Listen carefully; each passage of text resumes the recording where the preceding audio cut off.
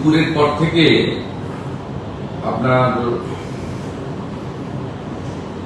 ঝড় বৃষ্টিতে এবং বজ্রপাতে কলকাতা সহ রাজ্যের বহু জায়গায় অনেক ক্ষয়ক্ষতি হয়েছে। আমাদের কলকাতা কর্পোরেশন, বিধাননগর কর্পোরেশন, এগুলোতে কলকাতা পুলিশ কর্পোরেশন এবং আমাদের যারা লোকজন আছেন তারা করছেন। মাননীয় মন্ত্রী অগ্নিমিত্রা পাল মহোদয় এটা মনিটরিং করছেন, অনেকটাই ক্লিয়ার হয়েছে। তো ওভারঅল রাজ্যের বহু জায়গায়, সাউথ চব্বিশ পরগনা, নর্থ, হাওড়া, হুগলি, পশ্চিম মেদিনীপুর এবং পুরুলিয়া, এই জায়গাগুলি থেকে অনেক জায়গা থেকেই বড় বড় গাছ পড়ে যাওয়া, অন্যান্য অনেক কিছু খবর এসেছে।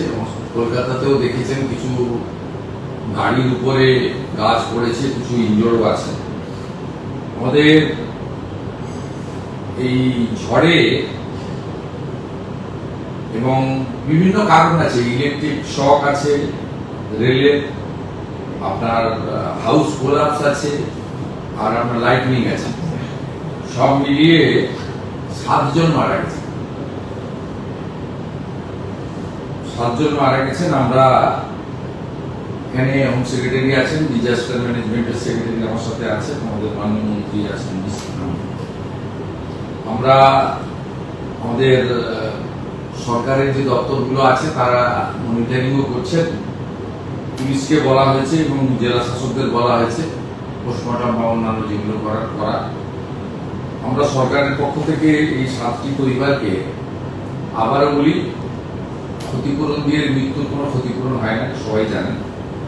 আমরা 4 লক্ষ টাকা করে তাদেরকে ক্ষতিপূরণ ঘোষণা করছি এবং 4 লক্ষ টাকা করে ক্ষতিপূরণ জেলা শাসকরা স্থানীয় বিধায়কদের নিয়ে দ্রুততার সঙ্গে এই তাদের কম্পেনসেশন পৌঁছে দেওয়ার ব্যবস্থা করবেন। আর যারা আহত হয়েছেন তাদেরকেও আমরা কম্পেনসেশন দেব, কিন্তু সেটা এখনই না বলে ওদের যাতে চিকিৎসাটা সরকারিভাবে আমরা দ্রুততার সঙ্গে করতে পারি সেটাও আমরা নির্দেশ দিয়েছি। এটাই আমাদের ছিল।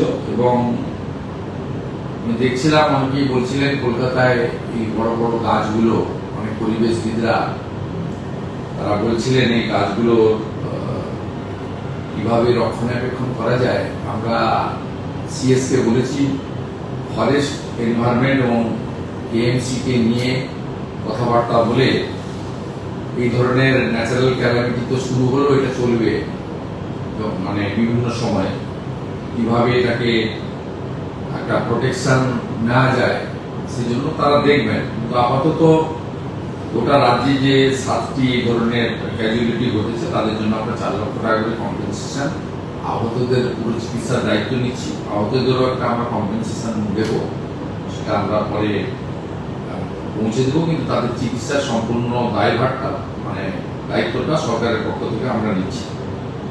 আর বাকি তো রাস্তাঘাট ট্রাফিক ক্লিয়ার করার জন্য কলকাতা, হাওড়া এবং বিধাননগর পুলিশ লেগে রয়েছে।